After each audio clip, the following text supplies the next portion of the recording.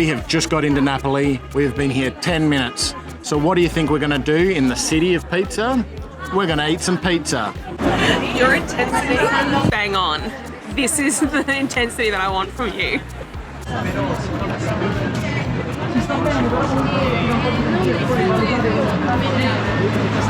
We're here at Imperatore. So we had a Naples, which is a basic pizza with olives and anchovies on it. And we also had a margherita plus sausage, which was mint. So crust out of 3, we're giving it 3. Sauce out of 5? Out of 5, we're giving it 3. And the cost was €14 for these 2 pizzas. Giving it a baseline because this is our first stop. Overall experience, we're going to give that 3 Fiats out of 5.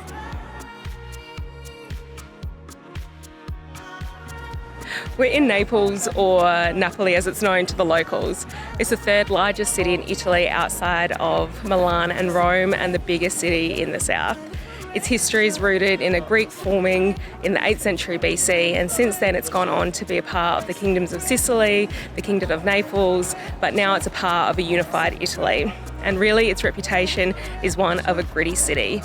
If you look up things to do when you're trying to find out what to do in Naples, everyone tells you pretty much to get out of here. They tell you to go visit Mount Vesuvius, to visit Pompeii, Hercules, or to go down the Amalfi Coast. But realistically, Naples has its own distinct part of the Italian story and Italian culture. It isn't necessarily pretty, with Vespers and Aperol Spritz around every corner. Walking around, there is rubbish everywhere, and this is connected to a sense of lawlessness and high rates of crime and unemployment, and a connection with crime syndicates, the Camorra. But I think that when you're going around and deciding whether you want to come and stay or visit, you need to decide whether you are here as a holiday maker or whether you're here as an explorer and a traveller trying to take it all in. I'm not sure that I would say that it is charming, but it definitely has its individual charm and pockets around the city.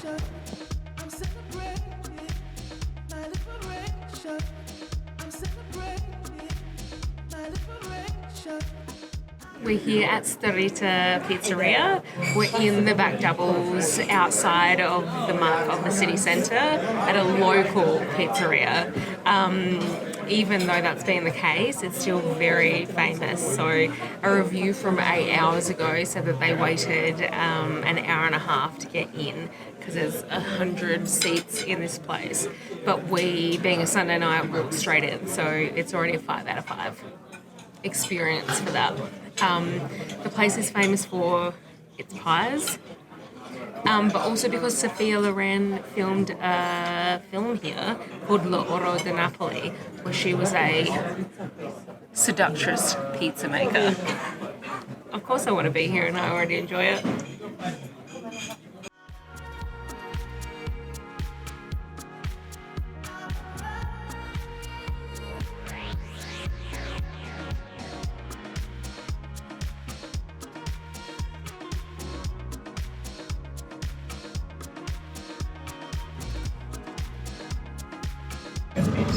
The smell is incredible.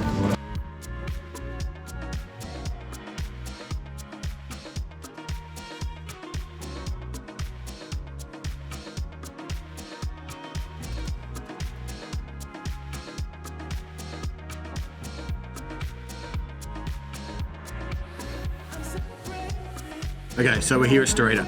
We had 2 pizzas. One of those pizzas was a margherita alla Starita, which is their go-to speciality.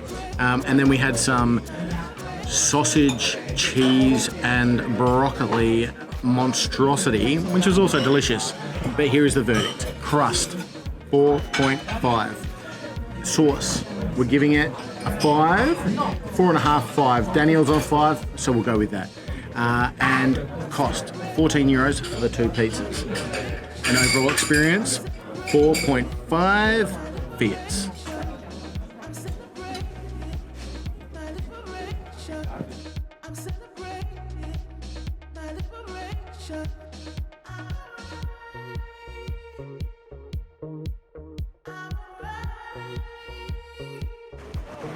So we can't talk about the history of Naples without, of course, talking of pizza. This is the birthplace of pizza.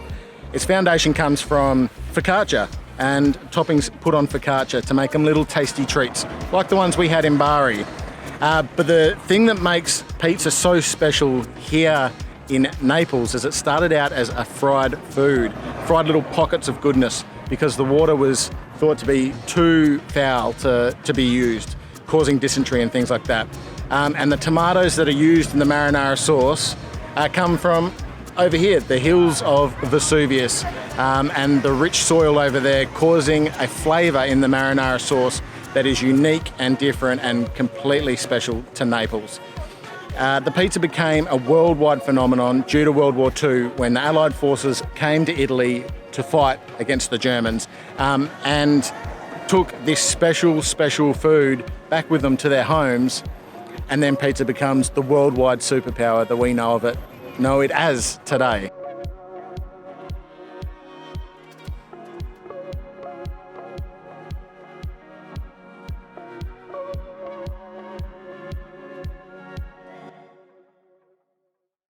Hello, good morning. So we're here at the L'Antica Pizzeria di Michele, which is the most famous pizza shop in Naples. It is 11:25 a.m.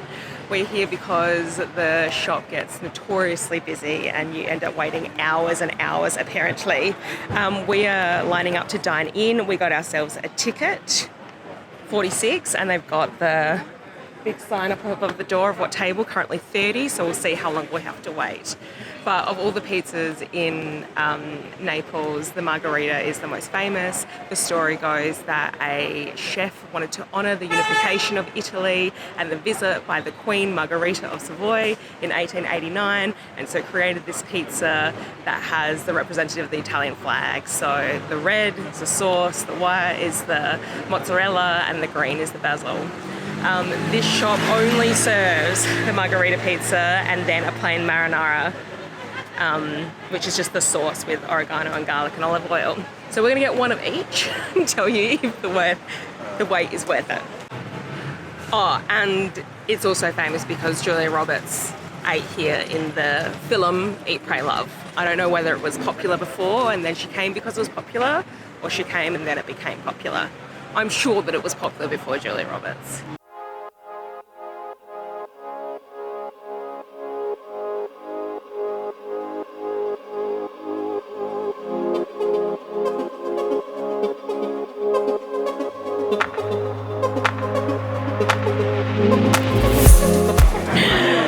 So the reviews are in. We're going to assign 4 for the crust, 4 for the sauce.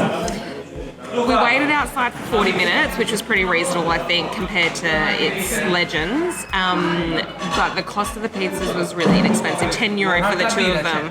And it's a laugh a minute in here, like the guys are having heaps of fun. Grazie mille, ciao. Look at this, perfetto, bellissimo. So we're going to get it 4.5 fiats.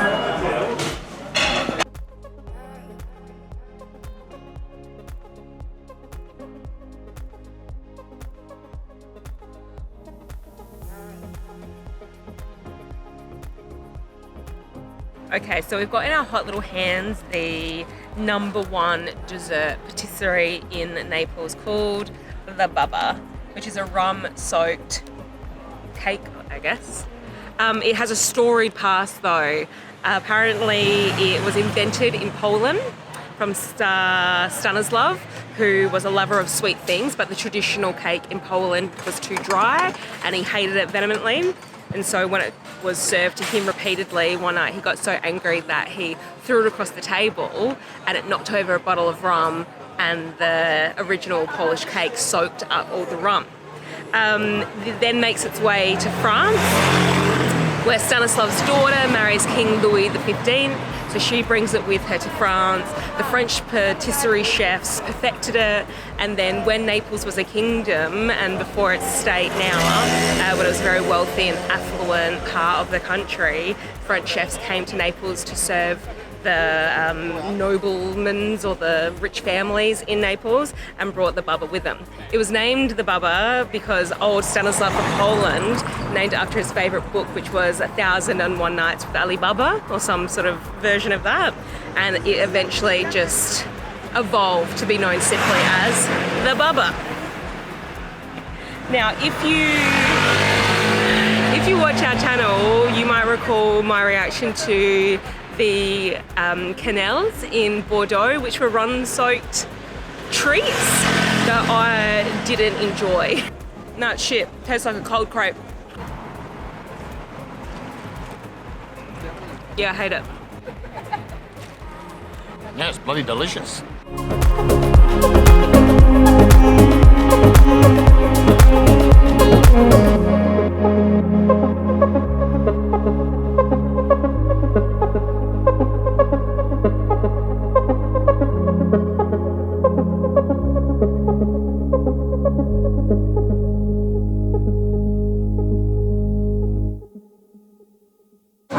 Stracciatella naturale, una stracciatella naturale, una Tell me, that's it.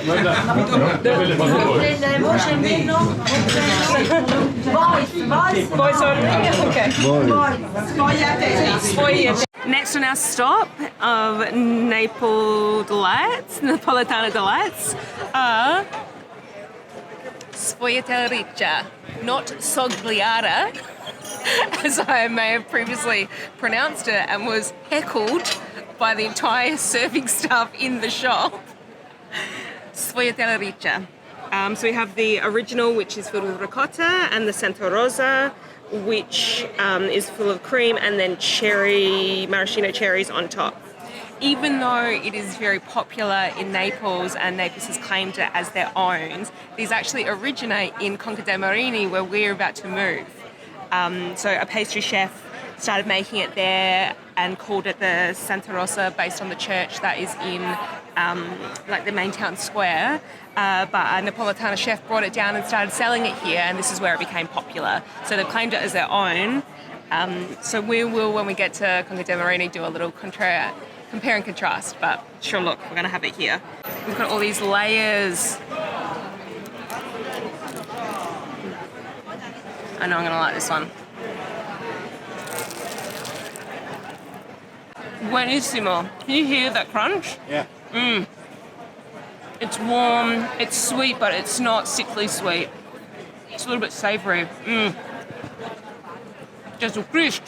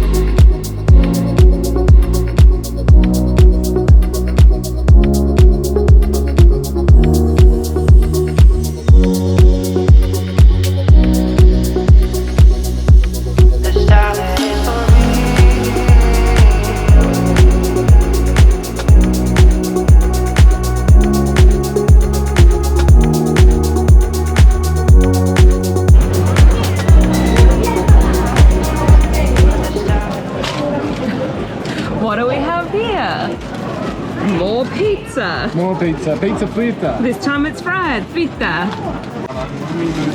Talk to me.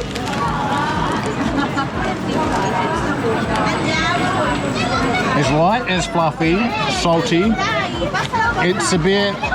It's delicious. The sauce is, the sauce is like a 1.5 out of 5. Ooh.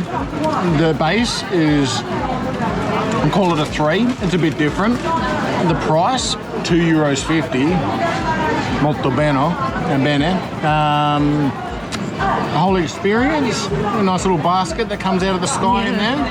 I'll call that maybe 2.5 fiats out of 5.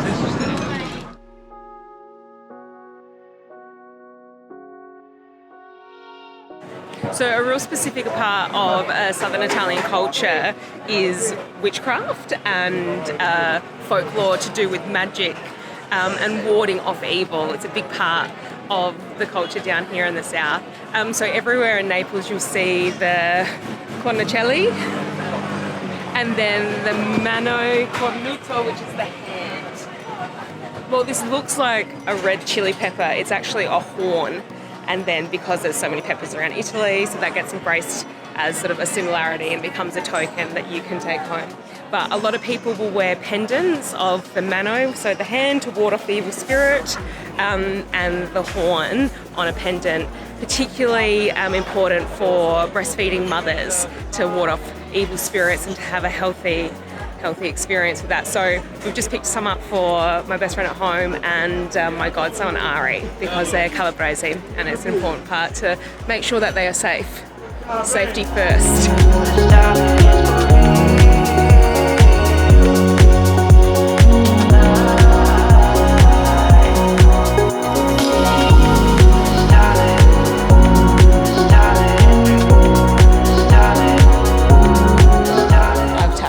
This pizza is for Tyler. You excited? I don't know if that's the right adjective. So we've been in Naples for all of maybe 30 hours at this point. This would be pizza, including the fritta, number 6. 5 or 6? I'm lost count. Is this the one that ends me? That's the big question. Absolutely dominated our time in Naples. Everywhere that you're meant to line up to get in for a pizza, we've just breezed in. For what would probably have been about 3 hours of waiting time at all the places we've been to if we went at normal times, we did it all in 40 minutes. Our one stop today. It's like meat pasta. This is the first time that I've seen him struggle. This is the heartburn. Proud of you, mate.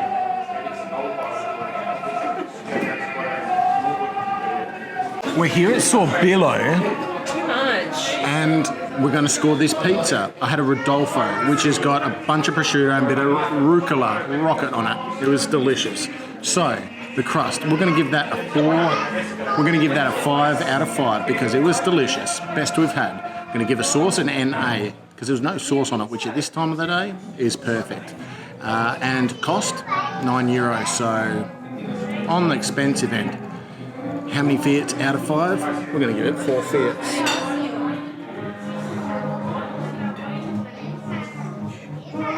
That brings us to the end of our pizza journey here in Naples. And the winner is... Starita. Regardless of what we scored it on the time. Starita. That is ultimately the best one. Controversial opinion though, overall, while I enjoyed my pizza eating experience, I think that focaccia is better. The Napolitana pizzas are lovely, but I just find them all a bit sloppy. Like, it's just very texturally, it's just all one note, it's all mush. And I just think focaccia has a deeper flavour and a better texture, and maybe I should be kicked out of Italy now. What are you going to do about it? You enjoyed yourself though, didn't you, mate? Bit too much. We'll see how the night goes. Fucking hell. Oh, fuck.